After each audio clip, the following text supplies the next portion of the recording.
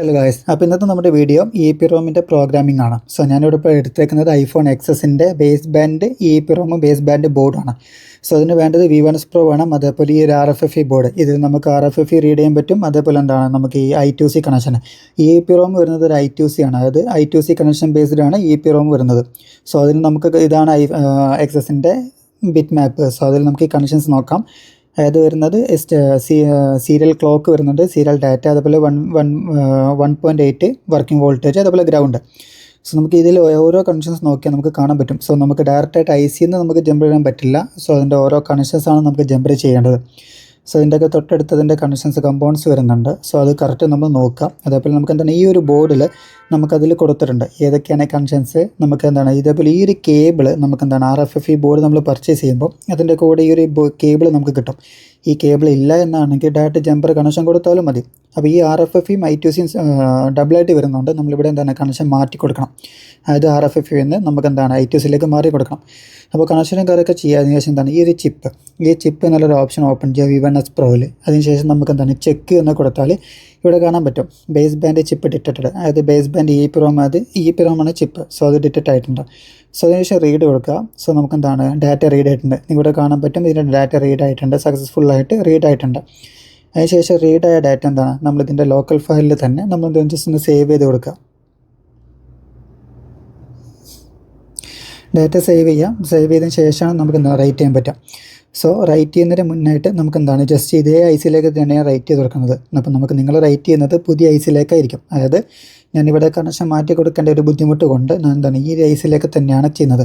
ഇതേ സെയിം മെത്തേഡിൽ നമ്മൾ എന്താണ് പഴയ ICന്ന് ഡാറ്റ റീഡ് ചെയ്യുക, പുതിയ ICയിലേക്ക് റൈറ്റ് ചെയ്ത് കൊടുക്കുക. സോ റൈറ്റിംഗ് നമുക്ക് എന്താണ് ജസ്റ്റ് ഫയൽ നമ്മൾ സേവ് ചെയ്ത് വെച്ച ബേസ് ബാൻഡ് IC കണക്ട് ആയിട്ടുണ്ട്. സോ നമ്മൾ സേവ് ചെയ്ത് വെച്ച ഫയലാണ് നമ്മൾ റൈറ്റ് ചെയ്യുന്നത്. സോ സേവ് ചെയ്ത് വെച്ച ഫയൽ നമ്മൾ ഓപ്പൺ ചെയ്യുക, അത് സെലക്ട് ചെയ്ത് കൊടുക്കുക. അതിനുശേഷം അപ്ഡേറ്റ് കൊടുക്കുക. അപ്ഡേറ്റ് കൊടുത്തിട്ട് എന്താണ് നമ്മൾ ഫയൽ അപ്ഡേറ്റ് ആയ ശേഷം എന്താണ് റൈറ്റ് ചെയ്യുക. റൈറ്റ് കൺഫേം കൊടുത്താൽ നമുക്ക് എന്താണ് ചെക്ക് സക്സസ് കാണിക്കും. അതായത് റൈറ്റിംഗ് കംപ്ലീറ്റ് കാണിച്ച ശേഷം ചെക്ക് സക്സസ് കാണിക്കും. അതിനുശേഷം ജസ്റ്റ് എന്താണെന്ന് ചെക്ക് ചെയ്ത് വെക്കുക. ചെക്ക് ചെയ്താൽ നമുക്ക് എന്താണ് ഡാറ്റ റീഡ് ചെയ്തവരെ കാണാൻ പറ്റും. ഡാറ്റ സക്സസ്ഫുള്ളി കംപ്ലീറ്റഡ് ആയിട്ടുണ്ട്. സോ ചെറിയൊരു സിമ്പിൾ മെത്തേഡാണ്. നമുക്കിതിൽ എന്താണ് അധികം നമുക്കുള്ള ഈ കണക്ഷൻ കറക്റ്റായിട്ട് നമ്മൾ നോക്കി കൊടുത്താൽ, അതായത് നമ്മൾ ഈ കണക്ഷൻ ചെയ്യുന്നത് പ്രോപ്പറായിട്ടാണ് കണക്ഷൻ ചെയ്യുന്നതെങ്കിൽ നമുക്കവിടെ ചിപ്പ് ഡിറ്റക്റ്റ് ആവും. ചിപ്പ് ഡിറ്റക്റ്റ് ആയതിനു ശേഷം ജസ്റ്റ് എന്താണ് റീഡ് ചെയ്യുക, റൈറ്റ് ചെയ്യുക. സിമ്പിൾ മെത്തേഡാണ്. ഈ കണക്ഷൻ കൊടുക്കുന്നത് മാത്രമാണ് ഇതിൽ ജസ്റ്റ് ഒരു ബുദ്ധിമുട്ടായിട്ടുള്ളൂ. കണക്ഷൻ കൊടുക്കുന്നത് ബുദ്ധിമുട്ടില്ല. കറക്റ്റ് എന്താണ് നമുക്ക് ബിറ്റ് മാപ്പിൽ ഏതൊക്കെ കണക്ഷൻസ് എന്നുള്ളത് കറക്റ്റ് കാണാൻ പറ്റും. സോ അതുകൊണ്ട് നമുക്ക് എന്താണ് ഒരു ബുദ്ധിമുട്ടോ കാര്യങ്ങളൊന്നും ഇല്ലാണ്ട് സിമ്പിൾ മെത്തേഡിൽ തന്നെ ചെയ്യാൻ പറ്റും. അപ്പോൾ വീഡിയോ ഇഷ്ടപ്പെട്ടാൽ ലൈക്ക് ചെയ്യുക, സബ്സ്ക്രൈബ് ചെയ്യുക. അപ്പോൾ EEPROMൻ്റെ വീഡിയോ ഇത്രയേ ഉള്ളൂ. അതായത് നമ്മൾ ഈ പറയുന്ന പോലെ അത്യാവശ്യം റിസ്ക് പിടിച്ച കാര്യങ്ങളൊന്നുമല്ല. ജസ്റ്റ് കറക്റ്റ് കണക്ഷൻ നോക്കുക, ജമ്പർ ചെയ്യുക. അതിനുശേഷം എന്താണ് നമ്മൾ ടൂളിൽ കണക്ട് ചെയ്യുക, റീഡ് ചെയ്യുക, റൈറ്റ് ചെയ്യുക. സിമ്പിളാണ്. സോ ഈ ഒരു ബോർഡ് നമുക്ക് എന്താണ് RFFE ബോർഡാണ്. സോ ഇത് നമുക്ക് RFFE കണക്ഷനും ഇതേപോലെ നമുക്ക് റീഡ് ചെയ്യാൻ പറ്റും. അതായത് കണക്ഷൻസ് ഏത് പാത്തിലാണ് കണക്ഷൻസ് ഉള്ളത്.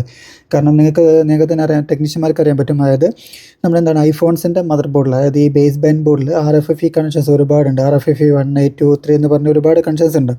സോ ഇതിൽ നെറ്റ്വർക്ക് ഇഷ്യൂ വന്നാലും നമുക്ക് ഏത് RFFE കണക്ഷനാണ് ഇഷ്യൂ ഉള്ളത് എന്നുള്ളതൊന്നും എന്താണ് നമുക്ക് ഈ RFFE ബോർഡ് വെച്ചിട്ട് RFFE കണക്ഷൻ റീഡ് ചെയ്തിട്ട് നമുക്കത് കംപ്ലീറ്റ് ഫൈൻഡ് ചെയ്യാൻ പറ്റും.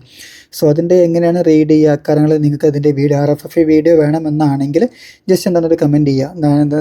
സമയം കിട്ടുന്നതനുസരിച്ചിട്ട് അതിൻ്റെ വീഡിയോ ക്രിയേറ്റ് ചെയ്തിട്ട് വിത്ത് വോയിസിൽ അപ്ലോഡ് ചെയ്യുന്നതായിരിക്കും. സോ ഈ സർവീസ് കാര്യങ്ങളൊന്നും നമുക്ക് എന്താണ് റിസ്ക് ഉള്ള കാര്യങ്ങളല്ല, സിമ്പിൾ മെത്തേഡാണ്.